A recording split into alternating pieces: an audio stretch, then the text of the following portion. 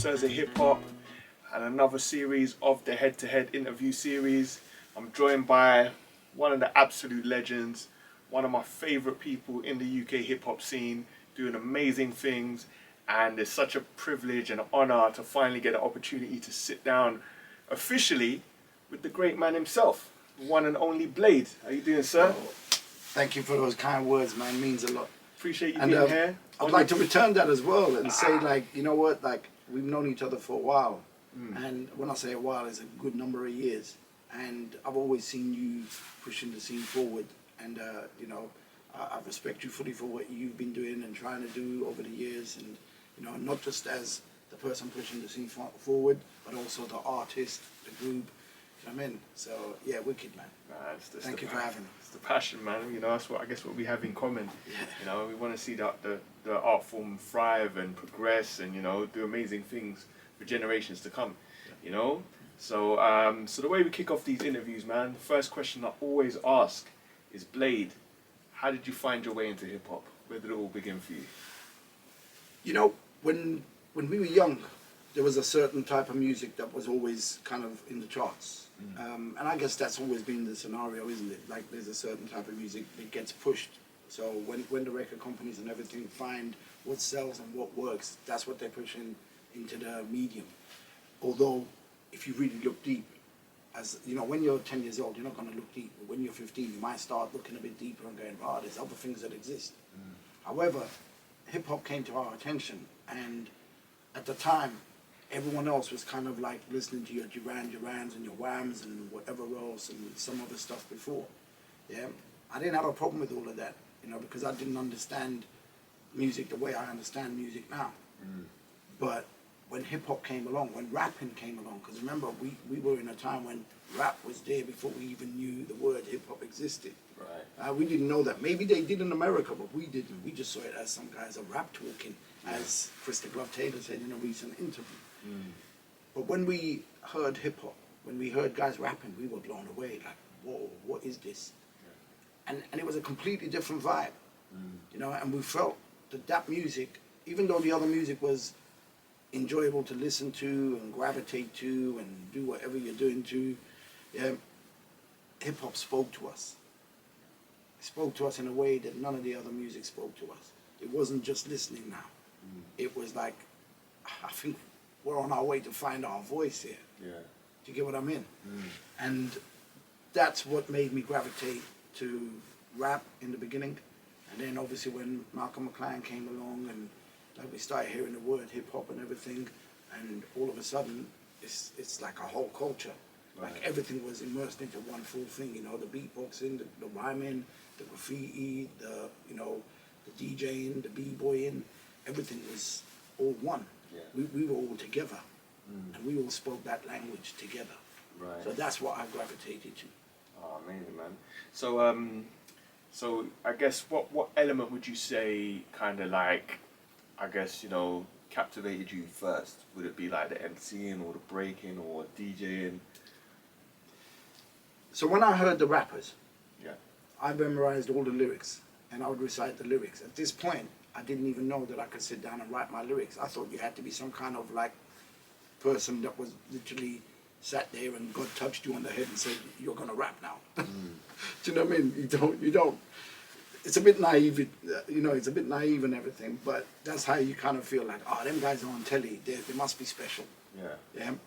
Not realizing that them guys are just guys that just happen to have a break, you know, and this is what you find out as you go down the line. What I gravitated to, I use that word gravitate a lot because a lot of it is to do with gravitating to things, what I gravitated to was, I loved the lyricism, even though at the time when you actually studied the lyrics, they weren't really saying much. Yeah. You know what I mean? It's like you could just like, wham, bam, thank you, ma'am, and you know what I mean? There wasn't like a deep message at the time, until when I heard Melly Mel, the message, and it was like, oh shit. Yeah. Now we're talking. Yeah. You know what I mean? But yeah, so I was into the rapping first and foremost, but at the same time, like when I say at the same time, we're talking a year and a half, 2 years difference. We started seeing, you know, the body popping. We started seeing, I mean, there was robotics and everything before that. which I saw, but I wasn't deep into. I just, you know, because I wasn't into the dance side of things. Right. But then when we saw the breakdancing and stuff, we're like, ooh, I want to get involved in this. Right. You know what I mean? Yeah. So if you're an early day person that was involved in hip hop as a culture, you probably tried your hand at everything. Right. Because I know I tried DJing, useless. Yeah. I mean, how are you going to DJ with belt-driven turntables? And you're like, oh, I missed the point. Now I got to rewind it all and try again. So, you know, I was better at cassette mixing rather than, do you know what I mean? But yeah, we tried our hand at graffiti. We tried our hand at DJing. We tried our hand at, is that mine? No. So we tried our hand, most of us, we tried our hand at everything to do with the culture. Yeah. From the rhyming to the b-boying, the graffiti, the DJing, the beatboxing. But the things that really stuck with me was the rhyming and the beatboxing. Right. So when I started realizing that, hold on, fair enough, I can do a couple of windmills, I can do some head spins, I can do back spins, but there's other people who I can see their body flows better than mine. Yeah. And no matter what I do, I just don't feel like I'm where they are. Right. So I'm like, yo, you know what? Maybe just leave this behind and focus on the other things. Right. So at what point did you feel like, you know what, actually, this MCing thing, I could see myself doing as a profession? Early. Like Yeah. we were in the school discos from 1981, 82. And, you know, remember we'd already heard some of the rap stuff. You know what I mean? So it was, I mean, fair enough, my lyricism was terrible at that time, and some might even argue it's still terrible now. Do you know what I mean? I'd argue back though. But you know, it was really early. We were doing it at the disco. We had school discos. I was in a boarding school, and we used to have school discos. At the end of every term, we used to have this little disco thing going on, and we had our little crew that used to break dance and everything. Right. And then all of a sudden, they've got me, the only person in the school that was beatboxing and rapping. Right. Literally, the only person in the school that was beatboxing and rapping. You know? So, so suddenly, now they've got another weapon. So if we ever go into battles outside of the school, we got our b-boys, we got our beatboxer, and we got our rapper now. And we got guys that do graffiti. But I think, to be fair, I think I was the only person that used to graffiti as well in the school. But there was another guy called Michael Eber on Flyboy, who basically introduced me to Covent Garden and all of that. He was tagging everywhere. He had the most amazing tag. He was just jumping up on whatever he could with the tags and bombing everywhere. Amazing tag. Wow. Man, so what was the origin of the name Blade? Where did that come from, and was it the first name you had? No, no, it wasn't. Okay, so when we got into the culture, we started realizing that people have got names, and it's not their normal names they use. We didn't know why they weren't using it. Yeah. Like some of them were using an alias because they were doing criminal activity, you know, and some of them were probably doing it because they were seeing 6 girls at the same time. And, you know, whatever the reason was, people had aliases, and we just kind of thought, we don't even know why, but yeah, let's not use our real name. Let's use an alias, something that's going to make us look cooler than our real name. So my first name was Electron, and the reason why is at this particular time when I came up with that name, I was rhyming, I was beatboxing, but I was still deep into the body popping and breakdancing. And this is before the transformation happened, before the rhyming and the beatboxing really took over, and I saw it as, yo, this is really what I want to do. Yeah. So I was doing all of that, but I just wasn't doing it actively. Right. Do you know what I'm saying? So, I mean, I think the beatboxing really, because I used to make noises with my mouth, I didn't even know it was called beatboxing. Right. Yeah, it's only when we started seeing Fat Boys and Dougie Fresh and all that that we realized, oh shit, and people are coming up and going, no, they do what you do. Yeah. Do you know what I mean? So I'm like, okay. So anyway, so the name Electron, the way I came up with the name Electron was basically because I was into physics, right, but I wasn't clever. Okay. I was one of them guys that used to look at the clever guys and then go and bully them and copy their homework. Yeah, and then when it comes to the exam, I fail everything. Yeah, I'm not even joking. That's the truth. Right. I was getting ridiculously high grades for the homeworks.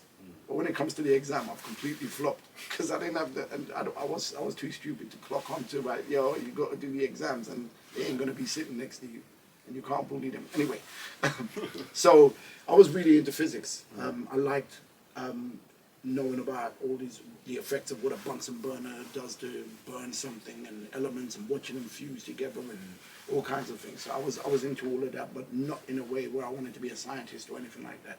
But I just liked it. It was interesting. It was better than sitting there reading literature. Right. Do you know what I mean? Yeah.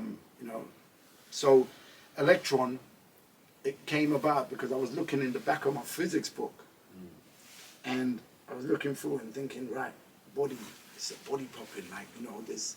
And then I remember, you know, the movement of particles and, you know what I'm saying, and all these things going on. So I thought, let me look in the physics book, like, see what I can find. Maybe I should call myself particles. Do you know what I mean? And I looked through, and then I stumbled on the word electron, purely by accident. It wasn't like I was looking for it, and I thought, ooh, electron. And the reason why I like that is because at the time, electro was starting to blow up, you know what I mean? So I thought, electron, right, yeah, I think I got something here. So I had the name Electron. Okay. But remember, this is before I really went into the rap mode, in serious mode. I was just doing it as a hobby. Right. And I've been doing it as a hobby for a good year and a half, 2 years by this time. Right. So then obviously I went over to Covent Garden, had a little battle. Well, I thought it was a battle, but turns out it wasn't. Right. And one of my friends basically came up afterwards. He goes, yo, you're really good. Well, he wasn't my friend at the time. It's just someone I met. Right. But we became friends. And yeah, he just basically goes, yo, you're really good. What's your name? And told him Electron. They all laughed at me. And then they came up with the name Blade. That's how the name Blade came about. Man, you stuck with it. I've stuck with it ever since. Man, so at what point did you find yourself like in the studio recording your first song? What you would consider the break for you? Okay, so there's obviously a process. Yeah. And the process is that while we're trying to discover who we are, where we are and what we are, we go to the studio and we put things down. Yeah. So there was obviously an earlier process that took me to the studio. But the thing that really gave me the break was when I went in to do Lyrical Maniac. Okay. I'd been in studios for 3, 4, 4.5, 5 years even. Yeah. From sort of 1985. Yeah. As soon as I left the boarding school, you know, I was doing dishwashing and a little side things and whatever. And whenever I raised the money, enough to go to the studio, I'd go to the studio. You know, so, but we were recording loads of demos. I had loads of demos from early. They were all on cassette tapes that got destroyed, so I can't even find most of them. You know, and when I say most of them, all of them. All the early demos destroyed. Oh, no. Because of, I think it was either damp or some kind of flood thing that happened when I moved house. And I kept everything in the basement. You know what I mean? So yeah, that was all it was. But yeah, we've been in studios from 1985 onwards, but it wasn't really, and I think I must have done 15, 20 demos. I had tracks like Let's Go Get 'Em Boys, Hit and Run, Me and My Hat. Me and My Hat, you know. I still remember some of the lyrics from Let's Go Get 'Em Boys. Yeah. It's like, let's go get 'em boys, let's show them who's the one on the who's the one on the lyrical blade with the rest of the gang, and they know it ain't just a miracle. And that was one of my early demos. Right. You know? And I think that actually got played on John Peel. Oh, wow. Yeah. So we done a John Peel live session, and that got, we performed that. So yeah, we did that. Anyway, so in terms of demos, the thing that really made a difference, it wasn't a demo, because then we started hitting the studios, meaning business. Yeah. And we hit the studio, we used cold storage, and this is before cold storage shut down. We did Lyrical Maniac, obviously with the B side or the double A side or whatever, was The Coming Is Near, We're Going Independent, and that was produced by AD and obviously my input as a co-producer. He done most of the work, but I came up with little bits here and there as well. There was Master Mix, who done We're Going Independent. And these were like your first vinyls, that were correct? Yeah, these were the first vinyls, and obviously Nigel's input. So Nigel did, you know, but I give most of the credit for all of that in terms of the production to 2000 AD and Master Mix.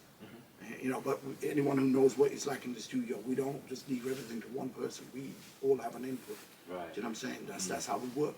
Okay. Like, I got to be comfortable. The artist knows, if the artist knows what they're after, they got to make sure that they give the go ahead and whatever. But we drop in ideas and stuff as well. You get what I'm saying?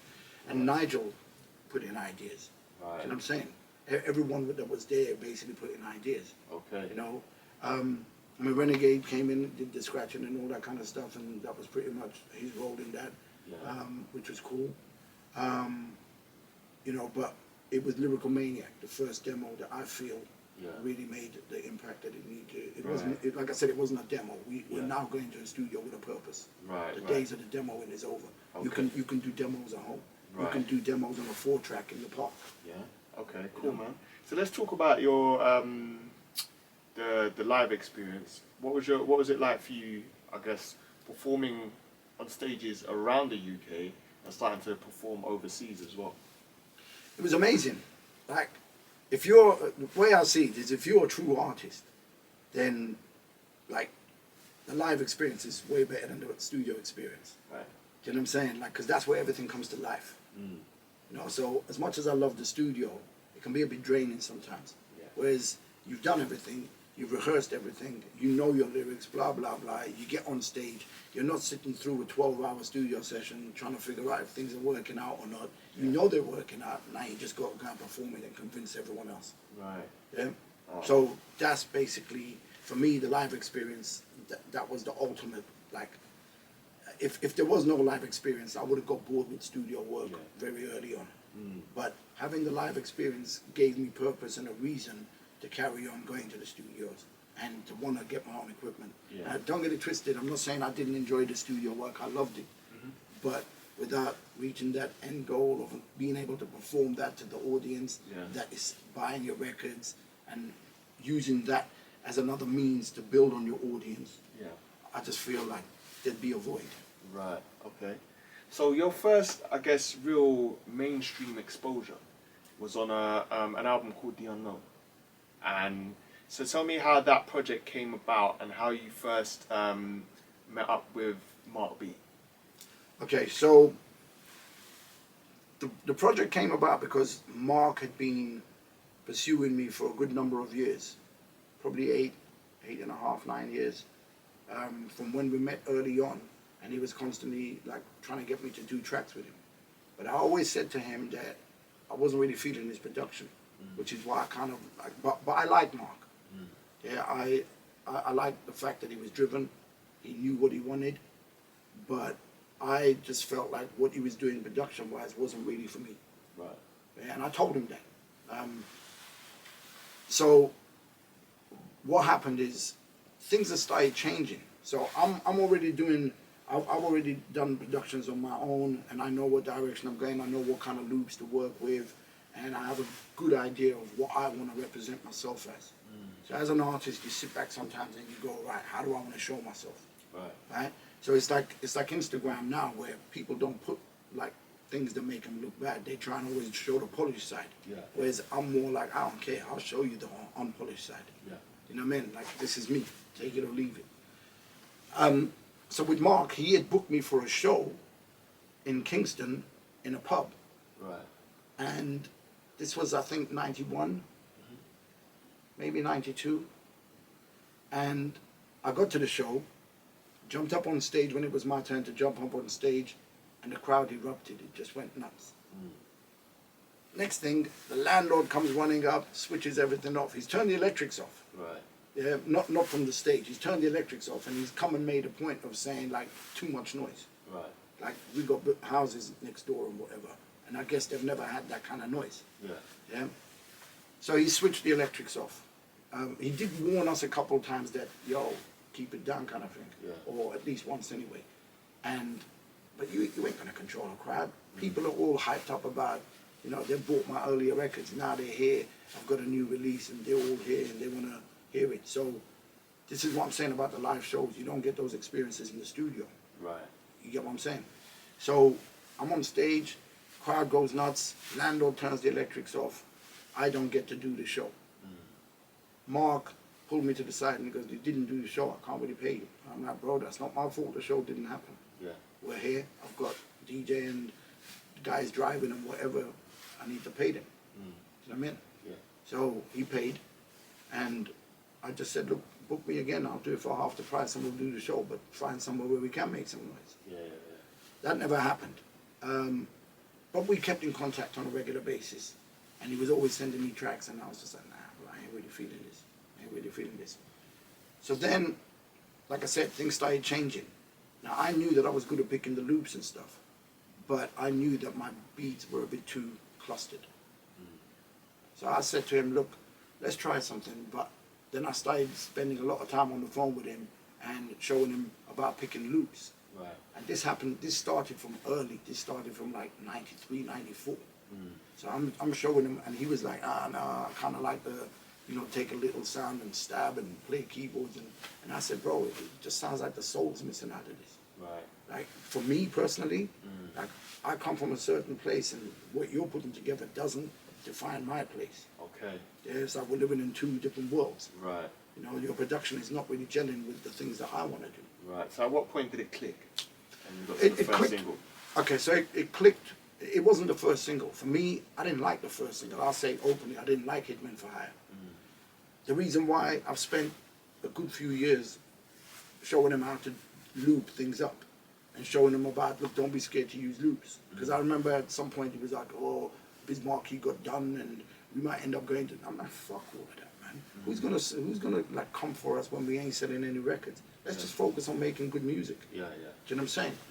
But at the time, there was a lot of people that were scared about all the sample things because of what was going on with Bismarck. Right. They were talking about prison sentence and all that kind of stuff. Wow. Yeah, we're going to make an example of him, and you know what I'm saying? Right. So Mark was dubious about using samples for a long time, but eventually he basically, I think what it was is he wanted to work with me, and I didn't want to work with production that I felt wasn't melodic enough. Even if there's raw, it can still be melodic. Okay. But I didn't hear the melodies in what he was doing. Right. I just heard like a bunch of noises put together and ting, ting, ting, ting, ting, ting, whatever. Yeah. So obviously I said to him, "Look, Mark, once you start doing these things, then, Okay. I'll get involved." So he sent me some productions, and I said, "Look, you're going in the right direction. Let's give it a try." Yeah. Right? So we gave it a try. But as I said to Mark, when we done Hitmen for Hire, I felt it was too stiff. I felt the soul was missing out of it. Okay. I felt like when I was writing under pressure of not wanting to write to those tracks. Okay. But I didn't want to be, I thought, you know what, there's an opportunity, let's just build on it. Yeah. That's what you do, innit? Like, you Okay. don't always click with people straight away, but you know there's something that's worth sticking through with. Right. So I basically let Mark produce the entire first EP, which was Hitmen for Hire. Yeah. But I said to him after that, we had the conversation, and I told him I didn't like it. I felt it was too stiff. This is a conversation me and Mark had. Yeah. There wasn't anyone else around. It was just me and Mark. So obviously I can never get him to confirm it because he's not here, rest in peace. Yeah. But I know what went on. Okay. And that, when we talked about, because he approached me and said, "Do you want to do a second single?" I said, "Only if I can pick the loops." Okay. Yeah, you do the drum programming, Yeah. I'll pick the loops. Right. And I'll tell you what to do and how to sample it, where to sample it, and all that kind of stuff. So we spent a lot of times on the phone because he was in Barnes, Yeah. there near Kingston, and I was in New Cross. Right. So we had, back then it was OneTel, Okay. right? It was a phone company where basically you pay like £9 and you have unlimited calls. Oh, okay. So yes, I used to have unlimited calls to Australia, America, obviously the UK, but it would cost if you were making calls to mobiles. Yeah. But anyway, we all had landlines back then. And I used to call Mark on a regular basis. He used to call me on a regular basis. Sometimes we'd spend 5-6 hours on the phone, literally just playing loops and going, "Nah, don't sample that, sample this. Nah, don't sample that, sample this. Nah, don't take it from there, take it from there. Yeah. Mark, stop thinking like a producer and start thinking like what's going to work for a rapper. Yeah. Blah, blah. It might work for another rapper, but that don't work for me. Change it. Move it this way. Move it that way. Just put things in time a little bit better." Right. So eventually we got to the singles now. Right, The eventually. album. Yeah.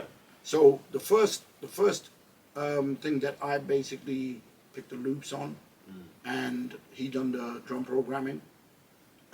Obviously, this is just me and Mark. No one's there, so again, but there were people there around that know, because I was telling people, I ain't really feeling that, blah blah blah. And, you know what I mean? So obviously, some of those friends are still about.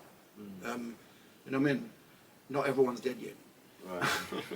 You know, and I mean that respectfully. Yeah. You know, there's some people that are still here. They look after their health. They don't smoke, drink, and all that kind of stuff. So they're in good condition. But yeah, so I picked the loops for Nobody Relates and Will Survive, and then Mark done the drum programming. Okay. Then I started saying to Mark, look, Mark, when there's little gaps, there's little tricks you can do. Yeah. So like get a little bit of wind and just go. And then for every track, anytime there was a little gap, he used to bring the wind in. I'm like, bro, I said something like that. It doesn't always have to be that. Right. You know, get a dog barking, get anything. Just, you know what I'm saying? Like, do these things. Right. So that was funny, these conversations. But anyway, but at the time, certain things had happened in my life, which I will talk about at some point, but not right now. Okay.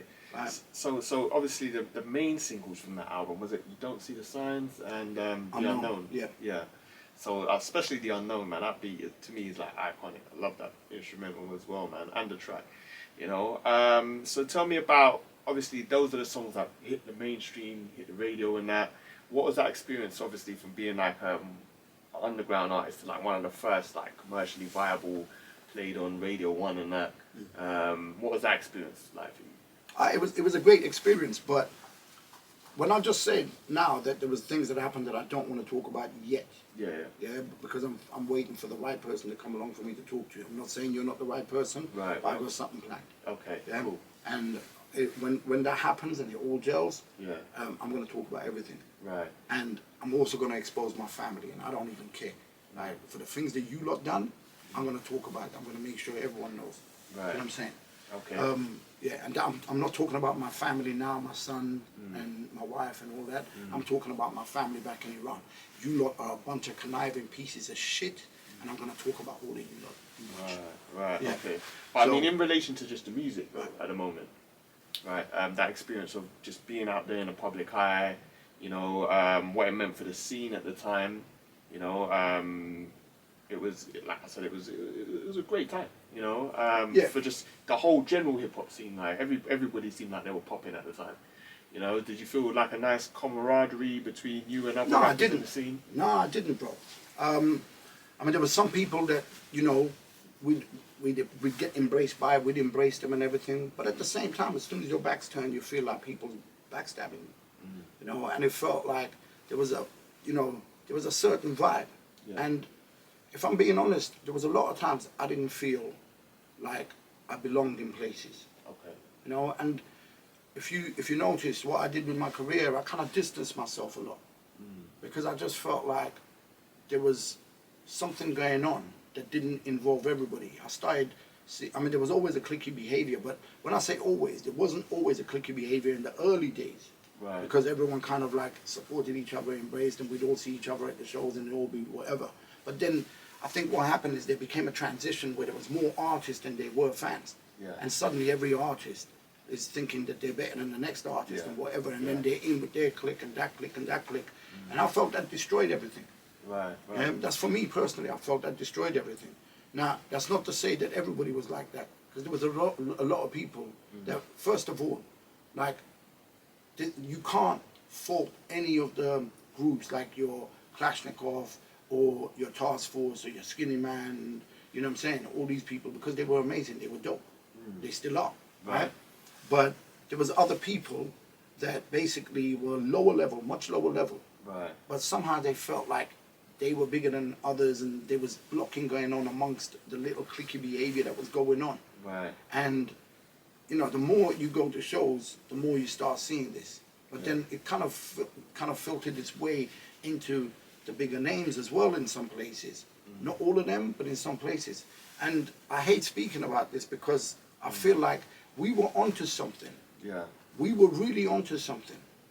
And we could have been where grime is. Right. But I just feel like we were on a self-destruct mission. Okay. Because as soon as it's almost like, yo, we're gonna make it, and then suddenly it's like, shit, we're gonna make it. I'm scared.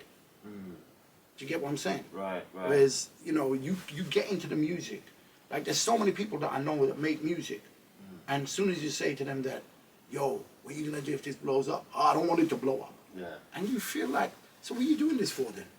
Because if you really, like, if you don't want this to blow up, really, do it as a hobby. Right. Right? And do it so that you're not taking other people's time. Yeah. But if you're not interested in getting it out there to the masses and like seeing how it can get received and all that kind of stuff, then do what you set out to do and play to your two friends. Right. Do you get what I'm saying? Because you're taking up time from somebody that has given up their life for this. Yeah. You know what I'm saying? And someone else deserves that opportunity. If you don't want it, just say, I don't want it, give it to somebody else. Yeah. Like, I don't know, maybe I'm being harsh, maybe whatever, but that's how I feel, because I put down my life for this. I sacrificed everything for this. And, you know, and I'm not speaking from a place of bitterness, but I'm speaking from a place of 20 years of my life wasted because I was pursuing things that just always had doors shut in your face. And people forget that when you make these records, you put your life on the line. When you hit the studio, that's your last pennies.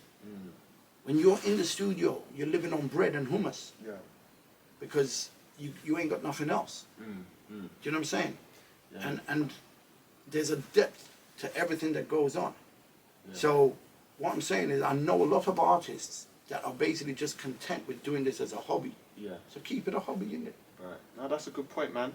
And what would you say, I mean, obviously, from being in the scene creating music to being an observer and watching how things have progressed forward up until like modern day, or let's say the last 5 years or so. And how do you feel your generation, have they learnt from this, or, you know, as things progressed? If I'm honest, I don't think my generation has received the younger generation as well as they should have. Okay. I feel there's a lot of people from my generation that I feel are bitter because I see people making comments about why somebody from a younger generation is getting signed and getting money and whatever, and where was ours? But, you know, with everything you do, there's a building process. We were the pioneers. The pioneers never get paid. Right. Do you know what I mean? I was fortunate enough to be able to benefit from the work that I put in, and, like, listen to that word, the work that I put in. Yeah. Yeah, I didn't walk away when times got tough and got a job. I got homeless because I believed in what I did. Right. Yeah, I went from 8 months homeless, sleeping in the basement of an equipment store, to buying a house overnight. Yeah. Because my belief carried me through. Yeah. You know, but a lot of other people, I mean, everyone's built differently. So what works for me isn't necessarily going to work for somebody else. Right. But my point is, I embraced everybody. For many years, and so many of you that have been to the shows over the years, you know this from day one. Yeah. If you've been to one of my shows and you see this interview, then comment below and talk about when I was inviting your local talent up on stage. And I was doing this from the early 90s. As soon as I was headlining my own shows, there was always other artists up on that stage. Because I believed in nurturing and growing together. Right. I've always believed in that. Okay. Do you know what I mean? And I feel like anything other than that is destructive. Right. And I always hear people talking about, we need to build together. But as soon as you start building, it's almost like, but he's going to get more shine than me, so fuck him. You know what I mean? And there's that destructive mode that I'm not happy with, which is why I do my channel. Yeah. And so let's speak on it, man. You've got the platform. Can I just before you go there? Okay. Right? I just want to say, like, basically with regards to production and everything that I did with Mark. Okay. Right? So me and Mark made an agreement, which is basically I'll come up with the beats, I'll come up with the loops and everything, and you do the drum program. Okay. Right? And Mark didn't stick to the agreement. So when I done my eulogy, there's a couple lines where I say, but you know, I need to crush another demon, that we should have been calling and talking about certain things. And what I don't remember the exact words, but if you want to listen to the eulogy, it's up on YouTube. It's on the 521 channel, and basically I talk about there was basically something that we needed to sort out, but he ignored me, and he knows why he ignored me. Yeah. I don't want to talk ill of the dead and everything, but he knows why he ignored me, because there was a truth that needed to come out that he didn't put out there. Yeah. Right. So all I'm going to say is, listen to the lyrics and you don't see the signs. Yeah? There's a line that goes, he's a beat programmer. There was a reason for that line. Okay. Right. Okay. Cool. So we're going to talk about the 521 platform. So tell me the origin of that. What's the name? What does the name mean? You know, and why you decided to start this platform. Okay, so I was running a CD manufacturing business. When I walked away from being an artist, I'd already started the CD business. And what happened with the CD business? It's an interesting story, actually. It was purely an accident. Right. That I started the CD business, purely an accident. It's one of those beautiful accidents that put me in a position to be able to help a lot of people. Right. Yeah, and I helped a lot of people. And again, if you're part of the people that I help, feel free to comment down there and explain the truth. Yeah, you don't have to tell the full story, but just just verify that you validate what I'm saying. Right. Yeah. So basically, we started. Can I tell the story of how I started the CD business? Go for it. Okay. Right. So I was desperate. I was on the verge of losing my house. Yeah. I've decided the music is not doing anything. If you watch the Michael Parkinson interview, there's a little clip at the end of the interview where Michael Parkinson is basically talking to me and telling me you can't give up, because I've announced in Bournemouth that I'm walking away. I've got 13 more shows to do and I'm gone. Right. Yeah. And I stood on that stage and I was giving away merchandise and records and everything for free, just saying take it, don't care anymore. So I risked everything again. I could have sold stuff, made some money to keep me going, but I decided to give it all away and start a new life. Even my studio equipment, I had 120 grand's worth of equipment. I gave it all away. Oh, wow. The only thing I sold was my Neumann microphone. Everything else I gave away. I just wanted a fresh start. Okay. And I think that was probably the best thing I did, because if I was going to sell the equipment, it would take ages. Yeah. Waffling with people, and I needed to move quick. Otherwise I was going to lose my house. So I got a lucky break. And the lucky break came when I was still in the middle of touring, and I've called up this company, basically because I tried to get some promo CDs done for the last album, and a company called Heathman's fucked up the job. And I done 4,800 CDs. I done 6 projects, and there was 800 of each project. Right. Right? And they printed the wrong audio with so they duplicated the wrong audio with the wrong artwork. Some of the artwork, the information was cut off so you couldn't see titles, and it was all wrong. Right? So I called them and I said, you've done this all wrong, and they're going, well, you sent us the masters. I go, no, I didn't. The masters, you mastered everything, and basically you've put the wrong audio with the wrong project. Right. How are you putting a 2-track single, but on the disc is a full album? You're stupid. Yeah. So anyway, they said if I want the job redone again, I'm going to have to pay again. So that's £4,800 plus VAT. Wow. They were charging 99p a disc at the time. Right? So I'm like, I'm not going to pay. Yeah. Like, you fucked up the job. Yeah. So here's what I did. For anyone who's interested, I told them to go fuck themselves. Yeah? And I said, I'm going to start my own business, and I'm going to make it my mission to end yours. Right. You put me in a position where I'm going to lose my house, I'm going to put you in a position where you're going to lose your business. Right. Yeah? And the guy said to me, David and Goliath. So, no, the guy said to me, sorry, I got that wrong way around. So the guy said to me, what, so you're on the verge of losing your house, and you think you're going to take down the biggest CD duplication company in the country. Oh, wow. And I said to him, David and Goliath.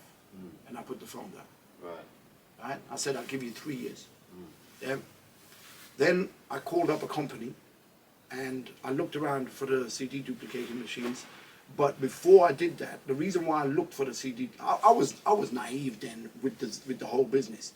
I sat there and I used one computer with one drive, and I was burning 4,800 discs. Yeah. Then I was sticking little stickers on every disc to send out to the promo companies and to the companies, the PRs and radio and whatever. Right? And I thought, fucking hell, this is killing me. I literally working my fingers to the bone. Right. So I thought, right, I'm going to buy a duplicating machine. I've got £3,200 left to my name. Yeah. I called up this company called Verity Systems, and I spoke to a guy called Rory. I forget his surname. And I said to Rory, do you do home demonstrations? Yeah, where are you based? I'm in Kent. Yeah, we'll come to you. So he's come to me, and he's brought one of the units. Right. And we're sitting up in the dining room, and he's put it on the table, and he's demonstrating how this works. And he said something to me, and I used this against him. Yeah. He said, this ain't gonna cost you money, it's gonna make you money. Right. That's what he said to me. I'll never forget it. This ain't gonna cost you money, it's gonna make you money. Right? Then I said to him, how much is the machine? He said 7,900 plus VAT. And I said, I've only got 3,200. He goes, well then you can't have the machine. And I went, bro, you said something. You said this ain't gonna cost you money, it's gonna make you money. Right. Do you believe that? He goes, yeah. I go, what if I was to say to you, sell it to me for 3,200, because it's all I've got, and I promise you I will come back and buy more machines off you. He said he can't do that. And I said, oh, come on, bro, give somebody a break. Yeah. I'm gonna lose my house and everything if I don't get the opportunity. Yeah. And he goes, but it's gonna take time to build your client base. I go, no, I know a lot of people. He didn't believe it, and he basically said what he said, and he started packing the equipment. And then he goes, this was his mistake. So he said to me, so what kind of music do you listen to? Yeah. And I said, I listen to hip hop. And he goes, oh, I love hip hop, man. It's like a few years ago, there was this record that, you know, I believe it was a UK act and whatever, and yeah, this record got in the chart and whatever, and it's one of my favorite records. And I was like, so what's that? He goes, you don't see the signs. Yeah. And I went, oh, for real? And he's like, yeah. I go, you know what? I know them guys. Yeah. And he goes, you're joking. I go, no, seriously, I know them guys. One of them's like a twin brother to me. Yeah. And he goes, are you joking? I'm like, no. I go, bro, let's make a deal. Right? How about you give me the machine for 3,200? Yeah. And let's shake on, I will get you autographs and everything from them guys. Voice messages, video, everything. Yeah. And I'm thinking, is he gonna clock that this is me? Yeah. But he never clocked because he's never seen a picture of me. Do you know what I mean? He's just heard the track on radio. Right. So we're having this discussion, and then I said to him, look, I'll get you the autographs. Yeah. I'll get you merchandise, I'll get you everything. Yeah. So he's like, I don't believe you. And I'm like, look, are you a fan of them or not? He goes, yeah, I love that track. Yeah. You know? And I said, cool. So here's what we do. Let's shake on it, and I'll get you all those things. Yeah. But you don't believe that I'm going to do it, so what have you got to lose? Yeah. And he goes, fair point. So we shook on it. Right. And give me a minute. I've gone downstairs into my studio. Yeah. Right? I've picked T-shirts, hoodies, posters, caps, just whatever I could find. I forget what else there was. Whatever I CDs, obviously vinyl. Yeah. I've picked everything. I've gone upstairs with a marker pen. I've started signing everything. Yeah. And he's going, what are you doing? I go, keeping my promise. Yeah. And he's like, well, why are you signing it? I go, because it's my record. Yeah. You know what I mean? That was me rapping on it. He goes, I don't believe you. I go, so where would I get all this? Yeah. And it's all like in packaging and all kinds of stuff. You know what I mean? So then he said, all right, well, you know what? Rap it.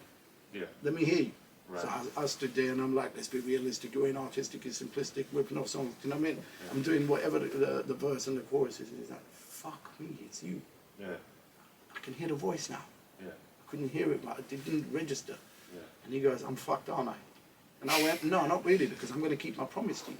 Yeah. I'm going to come to you and I'm going to get more equipment. Yeah. And I'll keep coming to get more equipment off you. Mm. So 4 months later, I've gone and bought another machine. Right. Then I've upgraded to, instead of inkjet printing, I've gone to thermal printing. Right. Which basically took the business off crazy. Mm. Then another 4 months later, I've gone back to him and I've said, I'm coming to place another order. He goes, do you want another machine? I go, no, I want 10. And he's like, you what? I go, look, when we met, I made you a promise. So I'm coming back for all this equipment. And Yeah. I'm going to keep coming back. Right. But he goes, why do you want 10? I go, I need backups. I need 6 machines running in one room, 6 in another. Yeah. So I've already got the 12. But I also need backup machines. So instead of having just 12 printers, I've now got another 6 extra printers. Right. So if one breaks down, I can just replace and carry on. Yeah. And that killed it. Yeah. And I was able to help a lot of people because of that. So Rory, if you're ever watching this, thank you. Amazing. That's a sick story, bro. So let's move forward to the where you're at right now. Yeah. 521. Where did that begin? 521 began because it's something that I wanted to do from early, but I didn't have a name. I didn't have a distinctive plan. I'd approached somebody else even before, like SBTV and all that, and said to someone who was doing DVDs with me, saying, yo, we should move the DVD thing to online. How are we going to make money? Well, I don't know, but think ahead. Yeah. It didn't happen, and I was too busy with the CD business to do it, so I just got it out my head and forgot about it. Right. A few years later, we spoke again, and he said he wanted to move on it, and I'm like, it's a bit too late now. Everyone's done what I was planning. So, didn't happen. And I carried on with the CD business, and I was ridiculously busy. Then I started managing a group that my son was involved in. And the group, I came up with the name and the logo and everything, called them 521. Okay. And it was because my son used to come back from the studio every morning at 521. Right. This happened for 4 months in a row. Like 90% of the time, I would see every time the light comes on the drive, it's 521. And that's my son coming with his bike. Wow. You know what I mean? So I thought, you know what, instead of like all this gangster this, the murderer that, 521. It's peaceful, it's people always go, what does it mean? Yeah. So that's what it means. It comes from the time my son was coming back from the studio. Simple as. But you know what? I want to show you something on the phone, but I'm not going to show anyone else. Oh, okay. I want to show you something on the phone. Right. Should we describe it, or? If you want to describe it, you can. Okay. But let me. It might just confuse some of the viewers. Yeah, I mean, if you want to describe it, you can. But. All right, we'll jump at it. Okay. Okay. So look at that picture. What date is the picture? Oh, what you see the the 5th. No, 21. Okay. What March date 25th. March 25th. What year? 990. So March 25th. Is it 25th or 26th? Yeah, March 25th, 1990. Right. What's the picture of? Bunch of artists. Right. It's basically me, Hard Noise, a couple of other friends and whatever, and we're all there. Right? Zoom into the picture. We're looking at time-wise. Look at the clock. 5:21. That picture was taken in 1990, Wow. 33 years ago. What is the chances of that? Man, it's supposed to be, isn't it? So, when I saw that, that basically encouraged me to carry on.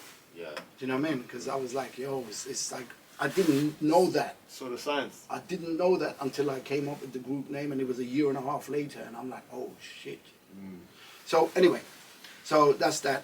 But yeah, so then the pandemic kicked in, and just before the pandemic kicked in, I knew something was changing in the world, but I didn't know what it was. And I kept telling people something's happening, but I don't know what it is, because I've always had that sense. You get what I'm saying? Which is why I always try and plan ahead. So I thought it's time to shut the business down, the CD business. Yeah. Because I think there's going to be a disruption in the world, and I don't know what that disruption is. Obviously, we found out. But I shut the business down just before the pandemic. Sorry, during the pandemic. But I'd already started telling my customers that I'm shutting down. Okay. But some of my customers kept coming back to me. And the only way I was able to get rid of them was to tell them to fuck off. Oh, wow. I literally, there were certain customers that was giving me grief over silliness all the time. Yeah. Because you don't supply artwork correctly, you don't supply audio correctly and whatever. And I warn you and you're like, no, it's down to you. No, it's not. Send me the right audio. Don't send me the wrong mix and then have a go at me because you printed the wrong mix. Yeah. You know what I mean? Because I'm not finding the tracks for you. That's not my job, that's for you. Yeah. So it got to a point where I just thought, you know what, I really want to lose these customers. So everyone that was polite and professional and whatever, I was serious. I was like cool with them, and I respected them, And I said, look, I'm really sorry, but I'm going to shut the business down. Yeah. But certain other people, I kept telling them, like, I'm shutting the business down. You keep coming back and you're not letting me shut down because I'm trying to meet the orders. Right. Eventually, I was like, you know what, just fuck off, man. Blatantly, just fuck off. Right. You know? Because I wanted to move on. Right. Okay. And I didn't want to be stuck in the CD world. Like, Yeah. it was a dead world. I lost the love for it. I couldn't Yeah. help. Part of the reason was because I couldn't help anyone anymore. Yeah. Because people that I was trying to help weren't doing CDs anymore. Right. And if they were doing 20, 30. Yeah. Yeah. Where before, 10 years ago, they were doing 3, 4, 5,000. Yeah. Yeah. Do you get what I'm saying? Yeah. So I'm not going to be able to help anyone. So I had to decide, make a rash decision there and then on the spot. What am I going to do? Right, go back to the plan.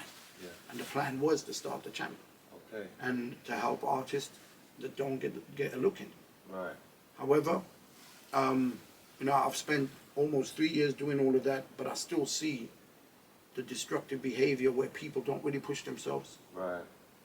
When you speak to some people, they say, oh, well, I've got my day job and the music is just kind of like a pastime thing. I Right. enjoy making it and all. And I'm just like, well, then with that attitude, you're never going to go anywhere. Right. Do you know what I mean? So just keep enjoying what you're doing. But I'm trying to find people that want to be somebody. I'm Right. trying to find people that want to move forward and make a life out of this. If Central C can get signed for 25 million, what makes you think you can't get signed for 500 grand at least? Yeah. Do you know what I'm saying? So, you know, good on Central C for getting signed for that kind of money. But it's not all about the money. It was never about the money. Okay. You know? So at what point did we get to the YouTube channel starting, the interview starting? Was that during the pandemic or was that? Yeah, yeah, it was. It was. I think it was the second lockdown. Okay. So I bumped into, before the first lockdown, I bumped into a friend of mine who's a policeman who told me, Blade, get food, get whatever, and stack up because there's a lockdown coming. This was 6 weeks before the first lockdown. Oh wow. Right? He goes, something's coming. We've had meetings, yeah, and it was February when I got back from Dubai. I think was it? Yeah, it was. We got back from Dubai, and I bumped into him in the local Tesco's, and he told me, and I was just like, oh shit, okay. But we didn't stack up on food or anything like that because I thought, nah, my man's talking shit a bit, you know what I mean? But then the lockdown came in. But when he said that, that's when I put a message up on my Instagram and my Facebook saying I've got loads of CD burning equipment I'm giving away. I just want people to come and take them. Yeah. And no one took it serious until the pandemic kicked in. Yeah. And then people's like going, yeah, I want to get the CD, but we're not allowed to travel because we'll get charged 10 grand. Yeah. You know what I mean? I'm like, no one's going to stop you, fuck off, man. Just come and get the shit. And then I ended up like leaving a couple of them outside the house waiting for the gypsies to come and take them. Oh wow. You know, because they smell metal in it. Yeah. You know, so yeah, they came in, they took them, and whenever I see some of them driving past, I know them. I'm like, yo, I got some more metal for you. Do you want? There's another machine. There's another. Yeah. You know what I mean? So I ended up giving everything away. Sorry. Yeah, so I ended up giving everything away, and I didn't sell any of the equipment whatsoever. So I gave away. Now, bear in mind, the equipment cost me altogether about 440, 450 grand. Second-hand value, I could have sold everything for about 130, 150. Yeah, but I just gave everything away.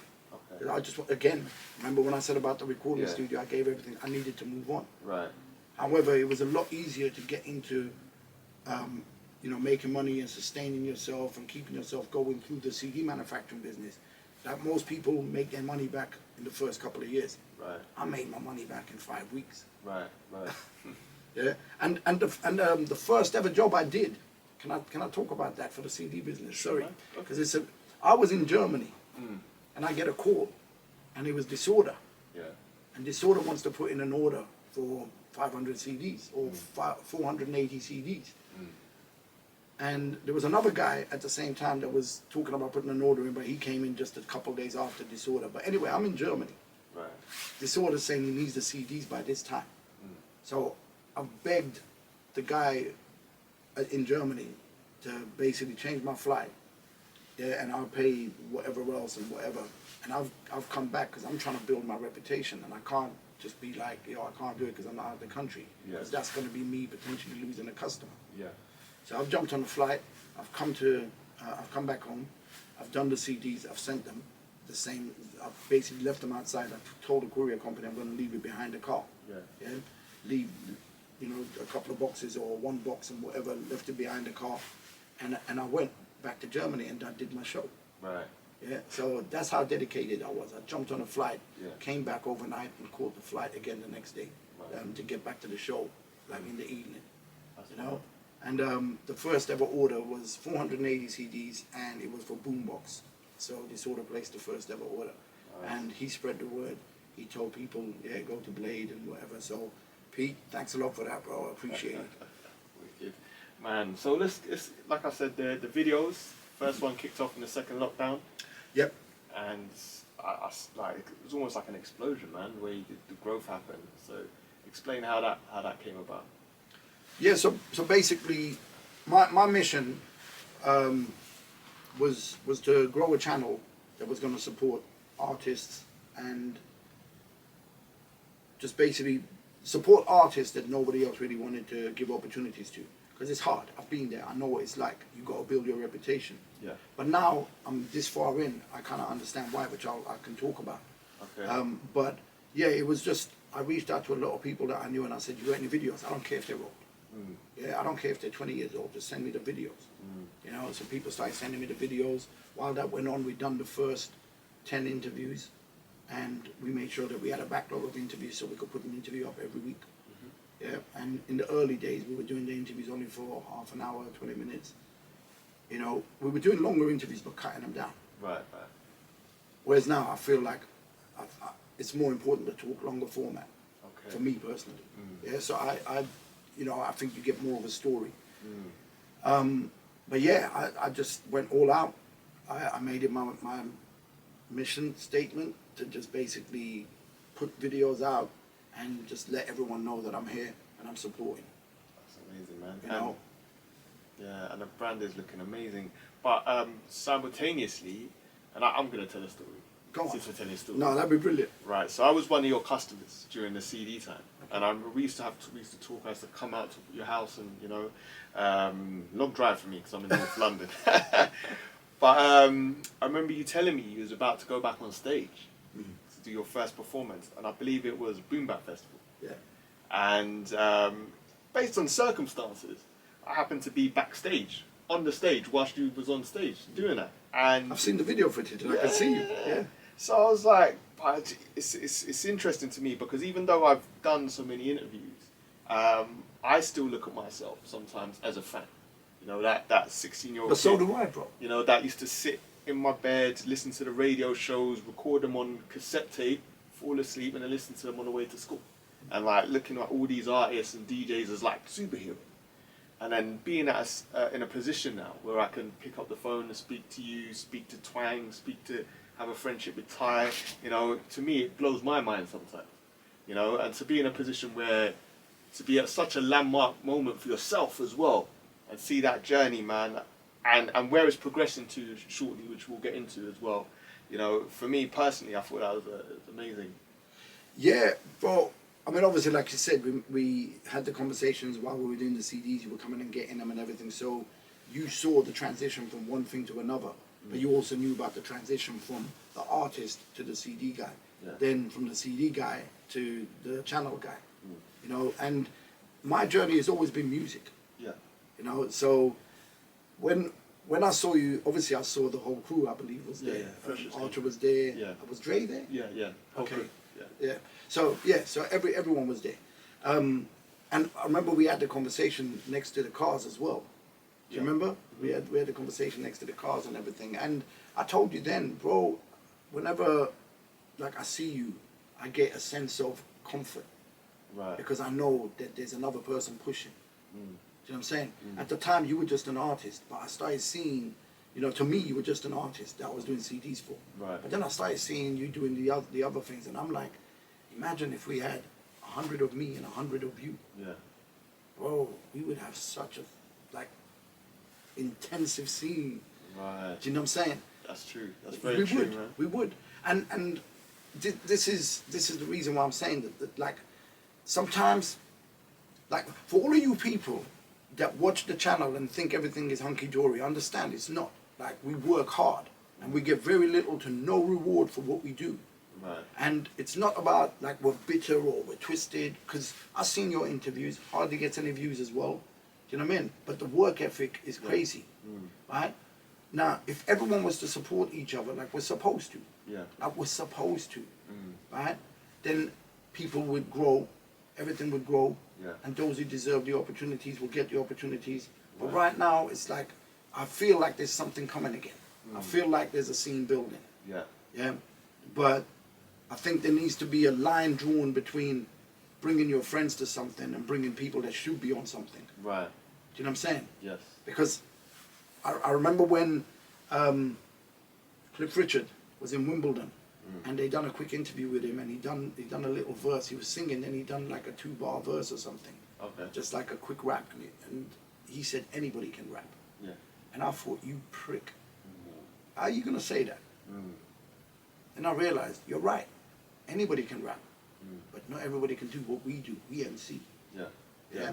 Like Cliff Richard just done wham bam, thank you ma'am, whatever. Yeah. But you ain't lyrical like us. No. You ain't got the flows and the cadences like us. That's You right. don't understand the depth. And to be fair, I don't think he understood the depth even in the singing. You know what I mean? Everything was basic. There you go. And it leads on to what's coming on the 26th of August. Now there's a massive show big for the 50th anniversary of hip hop this year. 35 years of Big Daddy Kane from his debut LP. Now they've chosen a tight selection of UK hip hop legends, including yourself, to obviously represent for the culture that night as well. And we spoke about obviously me being at the first performance, but what has the journey been like for you? Like almost a rebirth of Blade, the live MC, you know, and getting to this point as well. Okay, so when I did Boom Bap, I had no intention of coming back. There was never that intention. I still don't have that intention of coming back. Right. But I'm getting this little niggly feeling like, you know what, this is what I enjoy, this is my life. Like I've given up everything for this. I've always given up everything for this. Right. So I enjoy being on stage regardless of, I mean, the audiences have changed. You know, like once upon a time, your beat would come in and everyone would go nuts. Now your beat comes in and everyone goes, do you know what I mean? So it's a whole different world. Yeah. So you, as the artist on stage, you can never really judge whether people are really getting into what you're doing unless you understand that this is equivalent to them jumping. Yeah. Do you get what I'm saying? So anyway, the situation at Boom Bap was purely accidental again, and in some ways I regret doing it, and in other ways I love doing it. Right. I love doing it because it was nice to get out and see that, you know, there was people there that still remembered what you did and respected what you did and what you achieved, and you know what I'm saying? So there was all of that. The only reason why I ended up doing that show, and I remember when Mark died, I was getting people going, you got to do it. And there was people saying, you got to say something, Blade. Like online, you got to say rest in peace or something. And I wasn't online. I was online. I set up a Facebook page that I'd only set up to say thanks to someone. I'd never used my Facebook page. Okay. And no one knew I was there. But then one of my idiot friends from school found me, and then he went and told everyone at my school. And I'm like, what are you doing? Bro, I'm staying quiet for a reason. I don't want to be in the world. That new world is not for me. You know? So I stayed quiet. But then I started realizing more and more people are finding me. And I'm thinking, this is not good. Do you know what I mean? And then Ivan calls me up and goes, do you want to do a tribute show? Right. And I said, yeah, cool. He offered me money. And I said to him, just cover my expenses. That's all I need. I'm not doing it for money. I wouldn't feel right taking advantage of that situation. And yeah, so I just did the show for the expenses as a tribute for Mark. You know, even though I feel like we had unfinished business and there was things he needed to explain to the world, and he didn't. You know, it's like I'm now at the realization he's passed away. Just let it go, Blade. But it's hard because you put your life into something and you feel like you haven't been given the rightful credit for what you've done. You know, and there was a reason for it. Mark knows the reason and I know the reason. But I mean, sometimes in life, you know, it's a lot of things we do seem to be like thankless. But I guess we get our thank yous in other ways, in other forms. You Yeah. know? And I guess when you look at it like that, you know, it's never, you know, sometimes, like you said, sometimes you just got to let certain things go, and you've got to let things go out of your hands to receive your blessings. You Yeah, know?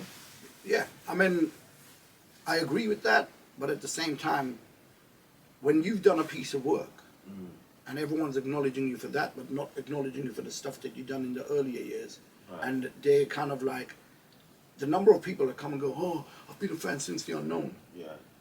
I get it. Like you weren't around when the earlier stuff was there, so I get that. But when older people come in and they discover you through the new stuff, but they don't acknowledge your other thing, Yeah. and then a name is attached wrongly to something. You know, it's like someone else is getting the credit for the things that you did. Yeah. Then you feel like, you know what? I've been cheated all my life, and I'm being cheated again. Yeah. Do you understand? Yeah. So it's a hard one to let go. I let go, but at the Yeah. same time, I feel like talking about it is part of the reason why I'm going to be able to let go. Yeah. Of course, because sometimes you just got to get off your chest. Yeah, and And through God's graces, you're in a position now that you can still go on stage, you can still perform these songs, you can still make residuals from these songs, you know. So I guess in the long run, politics aside, you know, this TikTok generation, younger people are discovering your music now. You're getting a complete new fan base who have no idea what went on. You know, they just love the music. yeah, You know, and so it's that opportunity there now to just breathe new life into things. And you know, so it's I guess you being the name and being attached to the show with Big Daddy Kane, you know, representing for the culture, you know, it's again, it's like people know Blade, you know, regardless, you know, like you said, the name stood the test of time, you know, and it's a beautiful thing, and it's a legacy there. yeah, 100%. And my journey with Big Daddy Kane in terms of performance started very early. So I supported him at Brixton Academy. I think it was 1989 or 1990. I forget the exact. I think it was actually 1989. Okay. I supported him. I wasn't actually supposed to be on that bill. If I remember correctly, I think Mello was supposed to be on that bill, but he'd been double booked. So I'm not going to tell the story now, but something happened and I ended up being on that stage. Okay. And it was again one of those beautiful accidents. Right. Yeah. And I was able to tell everyone my single's coming out on Monday, officially. Okay. And all I remember is, I think there was like 5,000 copies pressed. Yeah. And Monday afternoon, Cavern Records called up and goes, "We've sold out, we need to press again. Yeah. Are you all right with that?" I'm like, "Yeah, go on, press." And I don't know how many they sold, they never gave me the figures. Yeah. But I never saw, I saw a £500 advance, which I gave to the producers, and I didn't see a penny of that. Wow. You know, and I wasn't in this for the money, I just wanted to make sure that things were done right.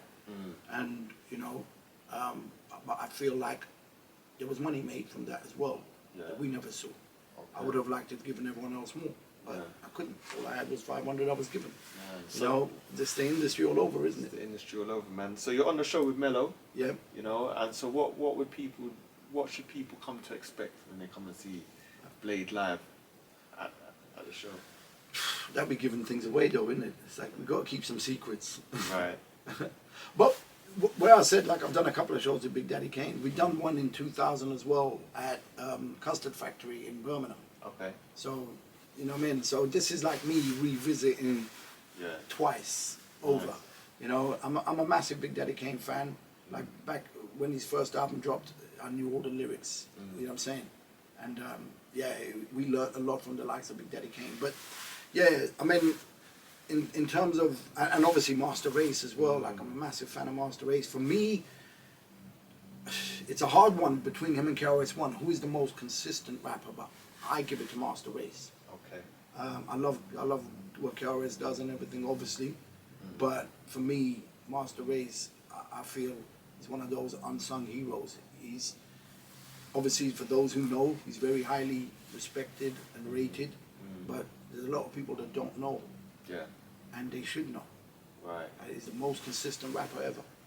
Yeah. You know, that's for me. So to be, I've stood on stages with him as well, and I've been sat in hotels in the reception area, having breakfast and chatting to him and all that kind of stuff. So what a great dude, and so humble with it, like never a sense of any kind of ego, or I'm better than you, or I'm bigger than you, and nothing like that.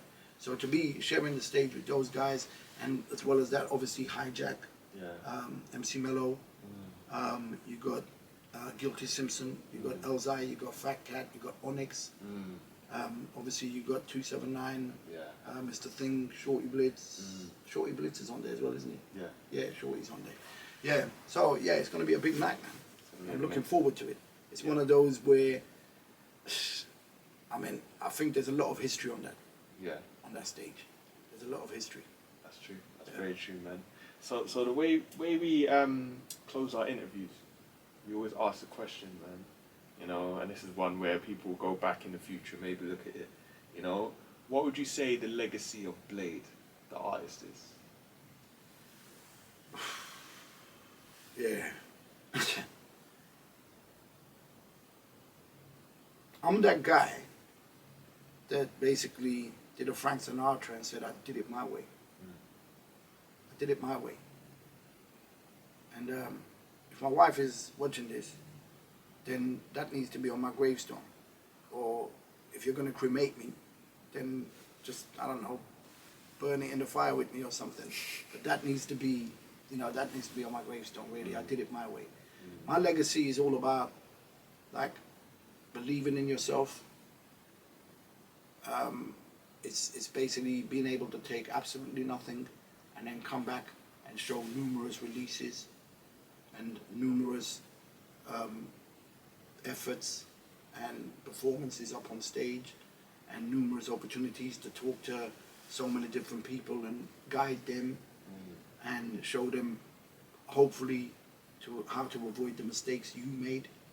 Although, as I keep saying, what happened for me will be different for what happens for you. Do you know what I'm saying? But you can still guide people.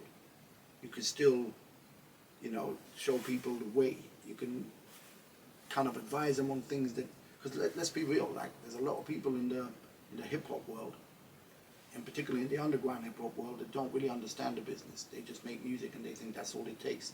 That's not all it takes. Like, you know, so what if you make a good record? I know people that have made incredible records and got nowhere. Like, they've sold 10 copies. Do you know what I mean? It's a mission. And as I said in a recent interview with Michael Parkinson, it's fucking hard getting validation from other artists. And the problem is, obviously, like I said, we don't have enough fans in the country, and we need to build a fan base. Yeah. Like, without the fan base, like, it's pointless all of us being artists. You know what I mean? So I think people need to be a bit more picky about who they push forward, because let's ask this question. God forbid, but if all the bigger names were to be on a plane going to Germany and the plane crashes and all of us die, who's carrying the torch? Do you know what I'm saying? So we need to find new heroes. Yeah. We need to find new legends. Yeah. So my legacy is that guy that's basically trying to constantly keep moving things forward and looking for new guys that can be the next and the next and the next. And that's what I'm trying to do with the channel. You know? And I think we talk about, there's always these lists that we get, and we spoke about it the last time when the interview didn't come out properly. Right? So I want to say that, right? All these lists that come up with who's your favorite and all that, whenever you hear them kind of questions, it's subjective. It's some guy online trying to get interaction for his post. They've got nothing better to say. So they just try and stir people's emotions by getting everyone to voice their opinion. Some people are silly and they fall for it and they get involved. Right? It's subjective. I don't agree with none of those lists. And there's one particular list where, we've said so many times that no one's documenting our stories, so we need to document our own stories. Right. So, first of all, Tony Spread Love, thank you for putting me up on that stage with Big Daddy Kane Master Race, because you're giving me another opportunity to basically be a part of the legacy that carries on. And these little stepping stones are the stepping stones that take you to where you're going to go. Yeah.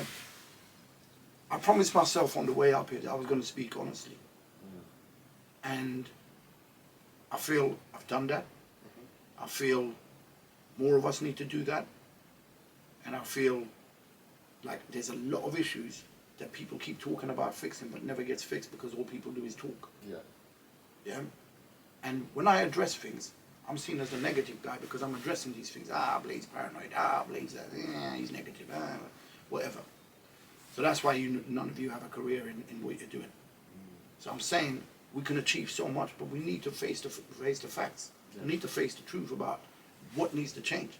And I'd actually, when I'm done with saying what I want to say, I want to hear your opinion on that. Because you're someone I respect in the scene from a younger generation to mine that basically is trying to do things to move things forward. Yeah. But be honest, bro.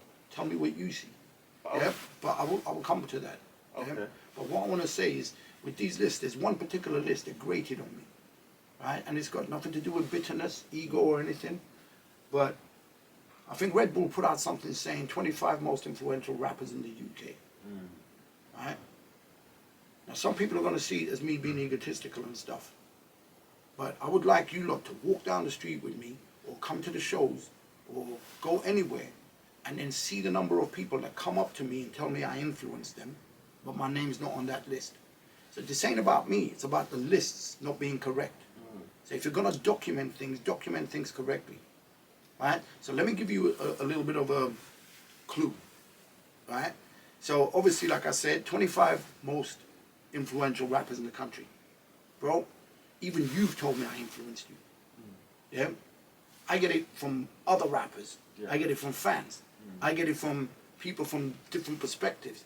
When I stood on the streets and when I stood on the streets and sold my records, I influenced a whole bunch of people because I stood on the streets and sold my records. So I influenced them business-wise as well as music-wise. I know there was a lot of rappers back in the day that you've not heard of that were copying my style. Yeah? So there's other people, like, but there's a big difference between influence and a good record. So don't confuse the two. When you're sitting down doing these lists, right? Dope records are dope records. Can't take nothing away from people making dope records. Like say, Kalashnikov, Murder, dope record. But he's done loads of dope records, right? But he also influenced a lot of people because I feel like the grime scene wouldn't be where it was without somebody like Kalashnikov doing what he was doing. I feel like he was the beginning of that. You know what I'm saying? There was other people already there, but that inspired a lot of people because he was all over Channel U. He was killing it. I feel Task Force should be in that list because look how many people are trying to sound like them. So I mean, London Posse, and you know, all these things. But what does the word influence or the most influential, what does the word influential mean? It doesn't mean the best record. It means people who influenced others. So if you want these results, go and do your research, walk down the street, talk to people and ask them. And if you know, some people are going to forget names, but put a bunch of names in there and I guarantee you there's certain names that are going to keep popping up. Right? And I feel like for the way I inspired people to do their own thing, I mean, I had clothes shops coming to me back in the days and calling me up and going, yo, how do you do this mail order thing? And then I see them, same clothes shops, basically sending me clothes and saying, oh, thanks for the advice and everything. I set up the P.O. box, I set up the shop address, and I'm getting postal orders now. And so I wasn't just influencing people in hip-hop. And let's be clear, ask anyone in Europe that was around at the time who their biggest influences were. And my name's among them. So why is it not in that list? But someone who's made a good record, or someone who hasn't even made a record, but is standing in a club MCing, is an influence to that genre, but their name is there, but mine isn't, when I've done much bigger things. Well, we're working on it, we're working on changing But that. you understand what I'm saying? Of course. 100%. Right, am I wrong? No, I don't think you're wrong at all. Right. You know, but again, it's a definition. You know, people get confused between influence, who's the best MC, who's the best rapper, who's the best pop hip hop. You know, sub-genres. You know, a lot of people misconstrue it. You know, so that's where they go wrong with that. I get it, but I just think it's rude that certain people aren't in there. You know, like I said, if you're going to document these, the whole reason why the scene hasn't thrived the way it should is because of lack of correct documentation, right? And lack of people supporting each other, and all these kind of things. And these are the things that need to change. Now, I'm going to carry on doing what I'm doing. Yeah. And if I feel like, you know, there's blocking or like whatever there is going on, then you know what? I'm just going to find somewhere else to go. I'm not going to wait for you. Do you get what I'm saying? No, there's only a couple times I'm going to ask people to come in and do things. And when I see that there's like a little bit of something against Blade or whatever, because it happens. Yeah. Yeah, I've seen it happen to other artists as well, right? For whatever reason, whether it's your own fear or whether it's your fear that, oh, my man's better than me and he's going to go further or whatever, all of this happens. Yeah. All of this, stop ignoring it. It happens. Yeah. And you're not benefiting anyone by behaving in that manner. Do you know what I mean? You're not. So I wanted to obviously ask you your opinion, but I said, in what I was saying, I said there was a clue. Yeah. Yeah? When I started my record label, yeah. right, before I started, 3-4 years before I started, I made a point of saying to all of my friends, one day I'm going to influence a lot of people. Right? So what did I do? I called my record label 691 Influential. So there's the clue. Right. You don't have to look hard to see that the name that you're giving all these people as credit is in a record label name. Started by an independent guy with no money, ripped up trainers, ripped up jeans, ripped up t-shirts, and standing on the streets, believing himself and selling his records. And don't forget, like what I did 38 years ago from selling cassettes on the streets and all that, like this is what everyone's doing on the streets now. There was no one doing it before me. Name one. Wow. Name one.